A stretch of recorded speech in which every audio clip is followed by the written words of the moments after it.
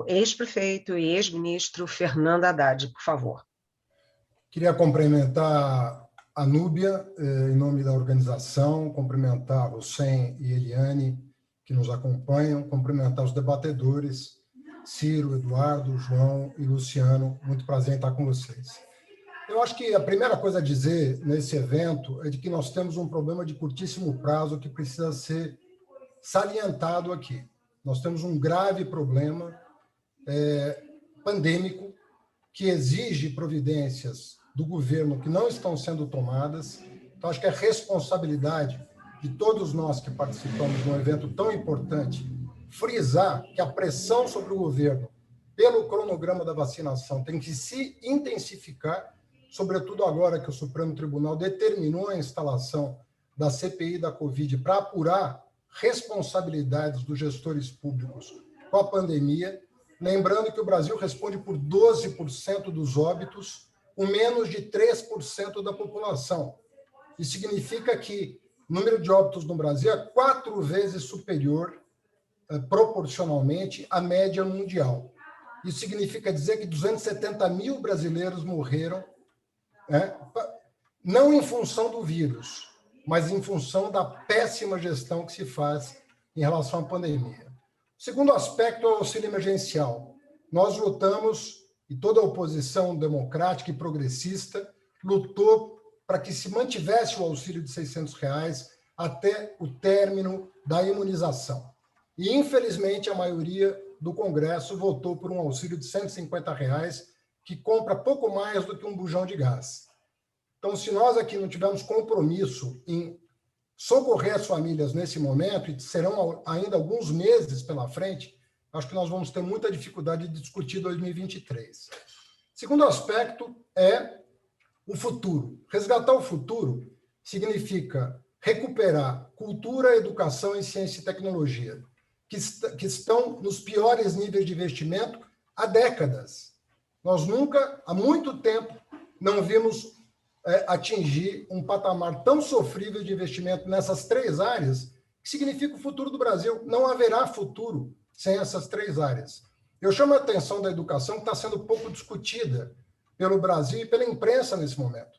Nós vamos ter um passivo acadêmico pós-pandemia que não se sabe estimar. E não há nenhum plano para, quando houver segurança de volta às aulas, de recuperar esse déficit acadêmico que vai ocorrer. E tem que ser medido, em primeiro lugar, ele será dramático, e tem que haver um plano plurianual de recuperação dessa juventude. Essa juventude que viveu uma década extraordinária, da qual eu tive a honra de participar.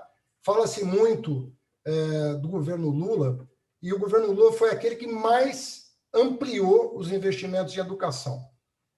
O Bolsa Família, que chegou a 20 bilhões de investimento, e era considerado um gasto excessivo pela elite brasileira, nós saltamos de 20 para 100 bilhões de reais de investimento apenas do governo federal em educação, por meio da expansão da Rede Federal de Educação Superior e Profissional e por meio do Fundeb.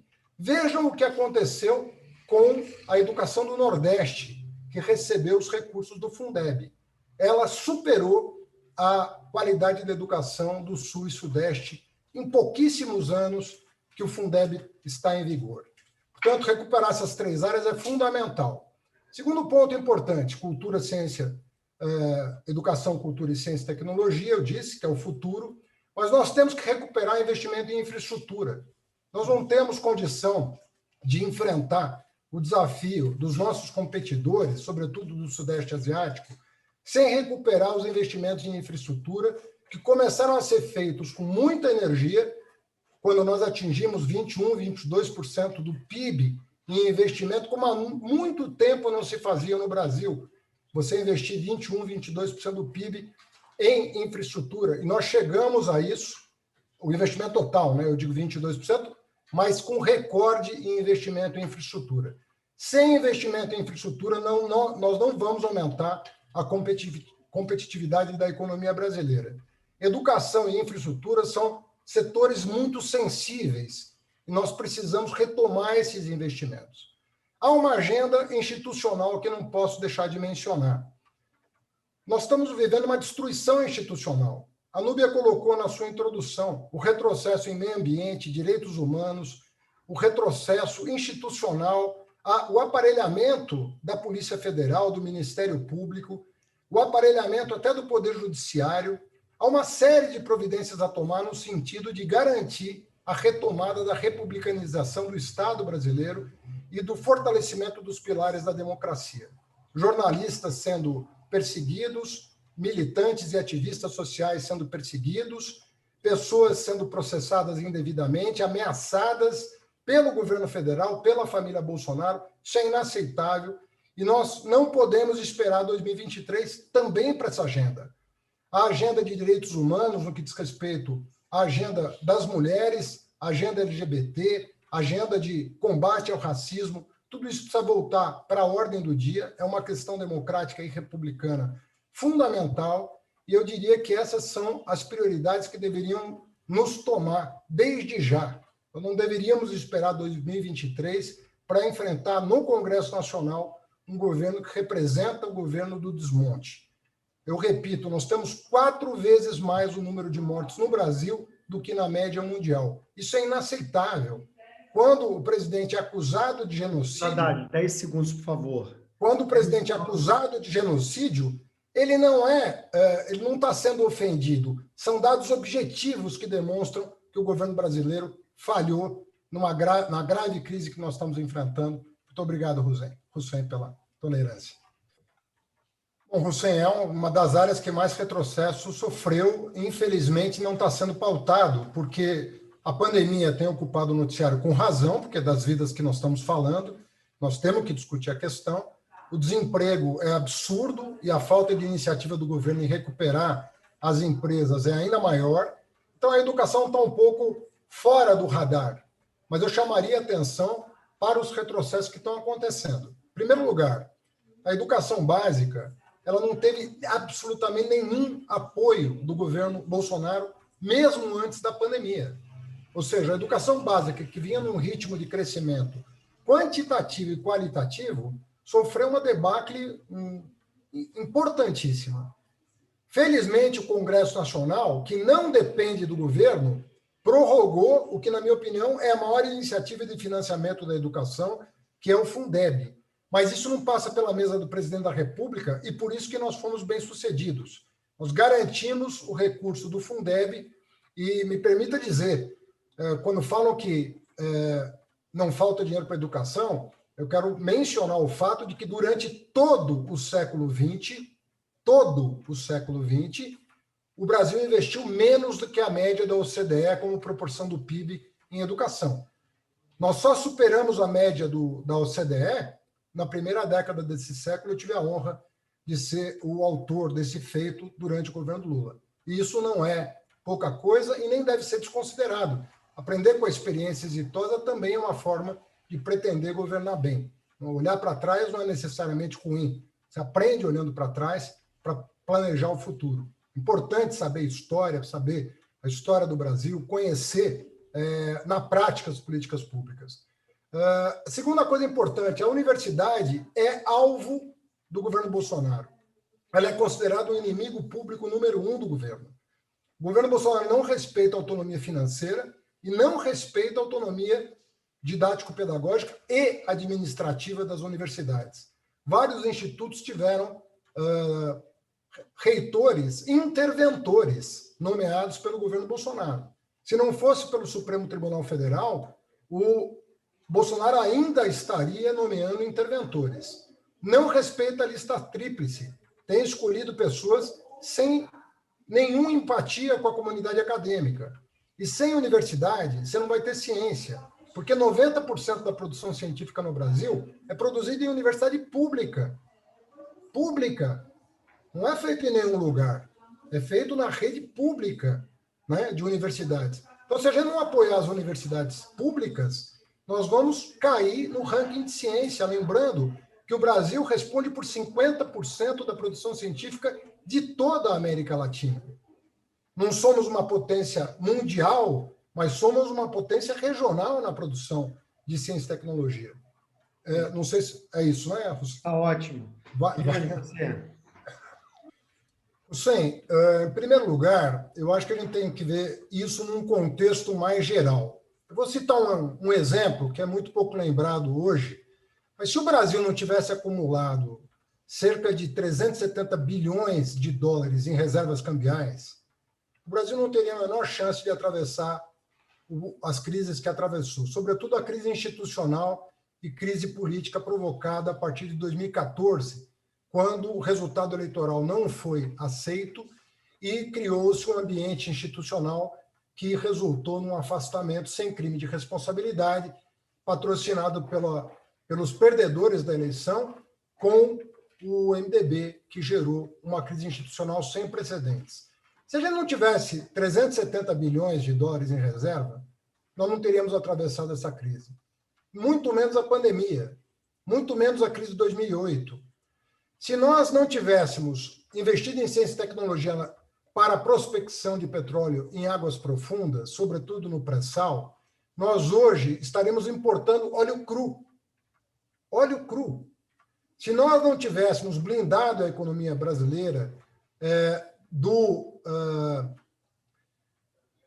no período Lula, depois de 3 crises internacionais, México, Rússia e Sudeste Asiático, nós não teríamos conseguido gerar os superávites primários que geramos, reduzindo a dívida pública brasileira a praticamente metade, como proporção do PIB. Isso precisa ser lembrado, porque isso tudo dependeu de uma política externa patrocinada por aquele que foi considerado o maior chanceler do mundo, Celso Amorim, que abriu portas no mundo inteiro. O Brasil era líder nos BRICS, o Brasil era líder no Mercosul, o Brasil era líder no G20, o Brasil era respeitado na UNASUR. Não tinha um único fórum internacional que o Brasil não era respeitado. No mundo árabe, eu sou de descendência árabe, nós nunca comercializamos tanto com o Oriente Médio, nunca se abriu tantas portas em todos os lugares do mundo para produtos brasileiros, para serviços brasileiros.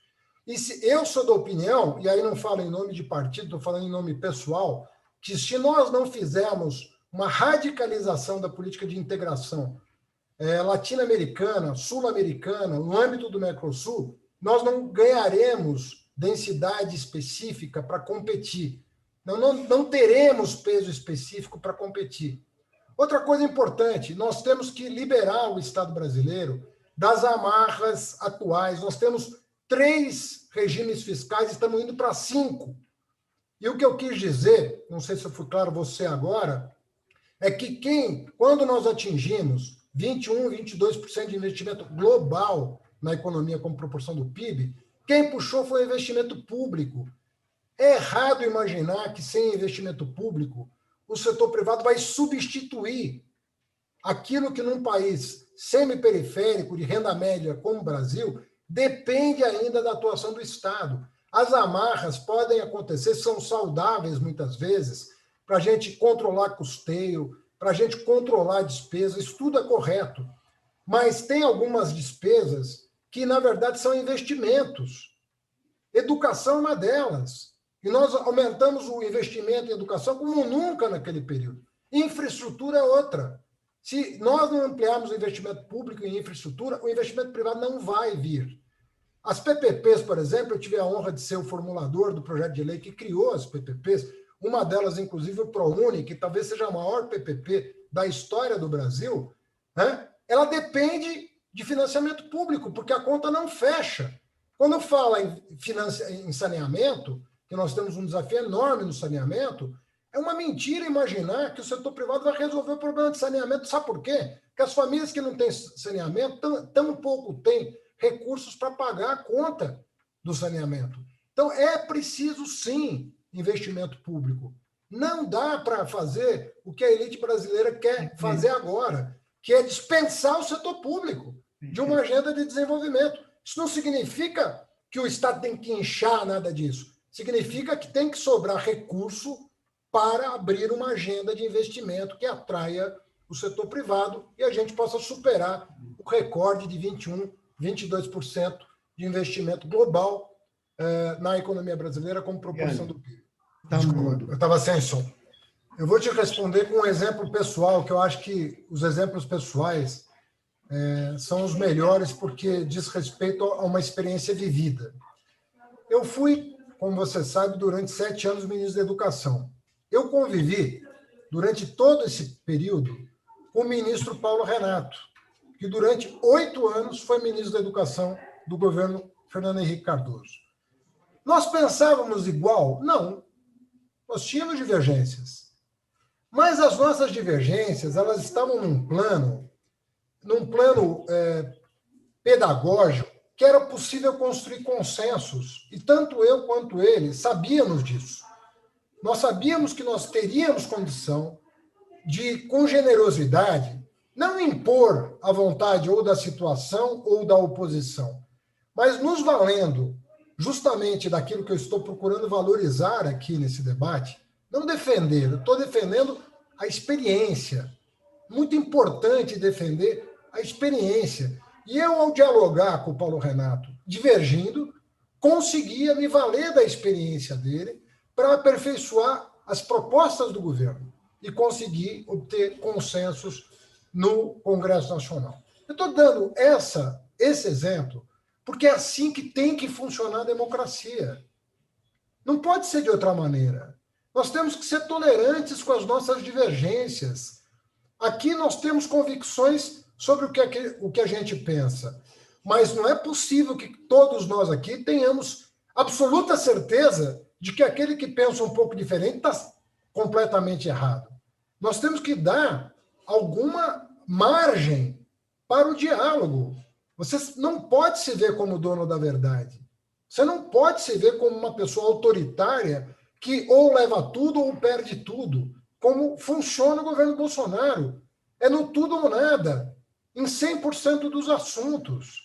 Então, o que está colocado aqui, eu espero que a gente chegue a essa conclusão, que é óbvia, é de que nós podemos, sim, tolerar as nossas diferenças no maior clima de normalidade institucional. Quem tem que arbitrar é o povo, é o voto. Esse é o senhor da razão. Esse erra e se corrige. Porque até o povo pode cometer erros, mas é ele próprio que tem que se corrigir ou não no ciclo seguinte. Soberania é popular, é assim que eu aprendi, é assim que eu dou aula de teoria política. A soberania é do povo. Ele que toma na mão os destinos do país. Se a gente tiver essa convicção, nós não vamos ter problema de conviver com toda e qualquer divergência que a gente possa ter, porque quem vai dar a última palavra é o voto. E se o voto se arrepender de uma decisão que tomou, é o voto que vai corrigir. Então, o que nós precisamos é de um pacto. Na verdade, não é um pacto, porque esse pacto, na verdade, existe, ele só precisa ser consequente. É intolerável ter um governo autoritário num país da importância do Brasil. Não dá. Nós não podemos viver com uma espada na cabeça. E eu queria terminar, até em respeito à sua pergunta, que é muito generosa, me solidarizando com os 2 governadores que estão aqui, que são do PSDB, mas que têm sofrido ataques indignos, intoleráveis. Um presidente que se porta da maneira como o Bolsonaro, frente a 2 governadores de oposição, porque querem para o seu país algo diferente do que o presidente da República está oferecendo, não podem sofrer o tipo de ataque que estão sofrendo. Isso é indigno da nossa democracia. Isso não pode ser tolerado por nenhuma força política. Então, eu queria registrar o meu repúdio ao tratamento que os governadores vêm recebendo, em geral, mas aos 2 presentes em particular. Passou de todos os limites o que o Bolsonaro está fazendo em termos de dignidade das pessoas. Sabe? Todo mundo aqui merece ser respeitado, já teve mandato, já teve cargo importante, todo mundo honrou da maneira que soube, deu o melhor de si, então não é aceitável o que está acontecendo no Brasil. Ministro Fernando Haddad. Bom, respondendo à pergunta da Eliane, para retomar, que a gente... E as considerações junto. Isso, rapidamente. Eu sou cético em relação a CPI, mas ela tem que ser feita e ela pode ser usada num bom sentido. Nós podemos, porque nós estamos no meio da pandemia. Nós ainda não estamos longe do fim desse pesadelo. E ela pode sim e deve ser usada para constranger o governo a tomar medidas. Nós não podemos esperar 2023, minha gente. Eu comecei falando isso, vou terminar falando isso. Nós não temos até 2023 para agir. Nós podemos agir no Congresso Nacional, nós podemos aprovar leis importantes para a sociedade atravessar o deserto e a gente, sim, chegar na eleição em condições de derrotar o governo. Mas nós temos tarefas a cumprir até lá. Então, eu acho que a CPI, para além da sua missão de apurar responsabilidades, e é devido, nós temos um ex-ministro que tem que prestar contas do que não fez ao longo dos últimos meses, nós temos, sim, condições de constranger o governo a tomar medidas para salvar a população. Nós temos, eu repito, 4 vezes mais óbitos proporcionalmente do que a média mundial. Isso não é aceitável sob nenhuma hipótese. Entendo a colocação do Eduardo Leite, que é correta. Esse governo tem base social, tem pessoas que têm uma formação autoritária no Brasil, que desejam um caminho que não é a nossa vocação. Nossa gente acredita no voto, nossa gente acredita na participação, na democracia. A melhor maneira de corrigir equívocos é pelo voto. Essa é a melhor maneira que tem. Nosso povo não vai aceitar soluções autoritárias. E se o Bolsonaro chamar para a briga, eu tenho certeza que tem muita gente aqui que vai topar a confusão, porque não vai aceitar que o Brasil retroceda para a Idade Média, como é a proposta desse governo. Não dá para aceitar. Aliás, soube que na Idade Média os padres fechavam as igrejas em época de pandemia. Aprendi isso a semana passada. Então, é pré-histórico esse governo e é insustentável a gente continuar. Mas, repito, nós temos que mirar também 2021 e não só 2022. Sobre as considerações finais, foi um prazer enorme participar desse debate. Todo mundo sabe, mas repito, eu represento sim um projeto político, eu sou de um partido político, eu ajudei a construir esse partido, eu sou filiado a ele há mais de 30 anos, com muito orgulho e tenho muito respeito pelo legado que foi deixado no combate à desigualdade. Tenho muita esperança nessa geração, quero dizer isso. Eliane, eu tenho muita esperança nos pobres que chegaram à universidade. Eu aprendi com grandes historiadores, não estou falando de nacionais e estrangeiros, que um país só tem projeto nacional quando o pobre chega na universidade. Porque até então, até o pobre chegar na universidade, a universidade produz projetos para a elite, para quem está estudando lá. Mas agora isso mudou. Hoje nós temos quase 70% dos jovens das universidades públicas são egressos da escola pública. E essa moçada vai chegar e vai fazer a diferença. Não existe projeto nacional da cabeça de iluminados. O que existe é projeto nacional forjado a partir da base. Se a gente olhar para essa juventude que chegou lá por próprio mérito, mas com as oportunidades criadas, nós vamos poder contar com uma massa crítica extraordinária. E eu sei que muitos desses estão me ouvindo agora. É nessa geração que eu confio o destino do país e eu tenho certeza que ele vai se recuperar muito rapidamente depois desse pesadelo. A gente só precisa, como diz minha mãe, que é uma pessoa muito doce, a gente precisa prometer, todos nós, que não vai votar em psicopata no segundo turno de 2022. Um abraço para vocês. Obrigado, Luiz.